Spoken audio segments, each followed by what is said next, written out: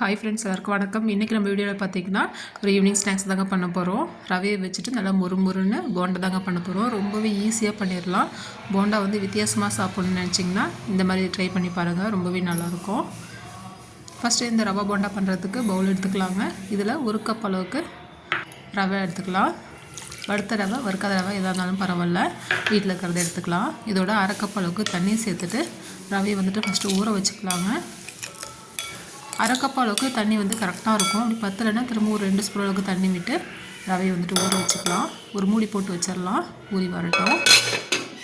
ஒரு 10 நிமிஷம் அப்படியே இருக்கட்டும். ரவை பார்த்திங்கன்னா நல்லா சாஃப்டாக நல்லா ஊறி வந்திருக்கு. ஒரு 10 நிமிஷத்துலேயே பார்த்திங்கன்னா நல்லா ஊறி வந்துடும் ரவை. பாருங்கள், நல்லா சாஃப்டாக ஊறி வந்திருக்கு.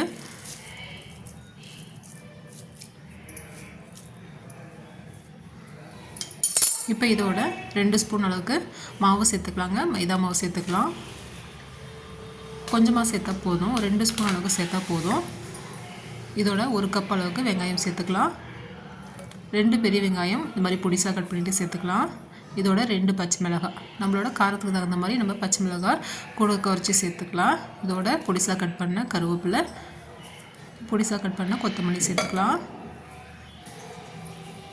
சேர்த்துட்டு இதோட துருவின இஞ்சிங்க ஒரு ஸ்பூன் அளவுக்கு துருவிட்டு சேர்த்துக்கலாம்.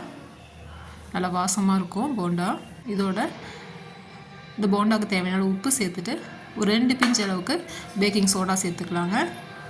நான் வந்து சோடா சேர்த்துருக்கேன். இதுக்குள்ளே நீங்கள் தயிர் கூட ஒரு 1/4 கப் அளவுக்கு சேர்த்துட்டு நீங்கள் போண்டா செஞ்சுக்கலாம், அதுவும் நல்லாயிருக்கும்.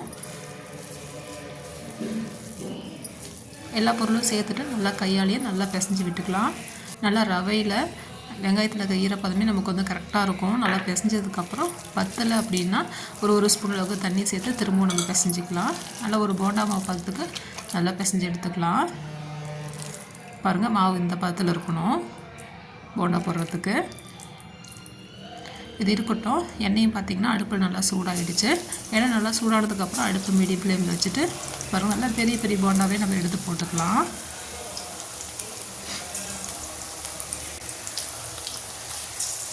எடுத்து போட்டுட்டு அடுப்பை மீடியம் ஃப்ளேமில் வச்சுட்டு நல்லா வேக வச்சு திருப்பி விட்டுக்கலாங்க. நல்லா 2 சைடும் நல்லா வெந்து வந்ததுக்கப்புறம் நல்லா எண்ணெயிலேருந்து வடித்து எடுத்துக்கலாம். நம்ம எப்பயும் செய்கிற போண்டா போர் அடிச்சதுன்னா கண்டிப்பாக இந்த மாதிரி ரவை மைதா வச்சுட்டு நல்லா காரசாரமாக போண்டா செஞ்சு சாப்பிடுங்க. ரொம்ப ரொம்ப நல்லாயிருக்கும். கொஞ்சம் டிஃப்ரெண்ட்டாகவே இருக்கும். இந்த போண்டாவோட பார்த்திங்கன்னா தனியாக சாப்பிட்றதோட கொஞ்சமாக சட்னி வச்சுட்டு சாப்பிடும்போது ரொம்பவே டேஸ்ட்டாக இருக்குங்க. தேங்காய் சட்னி, தக்காளி சட்னி, இந்த மாதிரி கார சட்னியோடு சாப்பிட்றதுக்கு ரொம்ப ரொம்ப நல்லாயிருக்கும். பாருங்கள், நல்லா வெந்துடுச்சு. அதை எண்ணெயிலேருந்து வடிச்சிட்டு எடுத்துக்கலாம். நல்லா மேலே வந்து ஒரு முருன்னு உள்ளார நல்லா சாஃப்டாக சாப்பிட்றதுக்கு நல்லாயிருக்கும். நான் வந்து இன்றைக்கி வெங்காயம், தக்காளி, தேங்காய், பூண்டு இதெல்லாம் வச்சு தான் சட்னி பண்ணியிருந்தேன். ரொம்ப ரொம்ப நல்லாயிருக்கும். கண்டிப்பாக ட்ரை பண்ணி பாருங்கள். நல்லா வதக்கிட்டு சட்னி அரைக்கும் போது ரொம்ப நல்லாயிருக்கும்.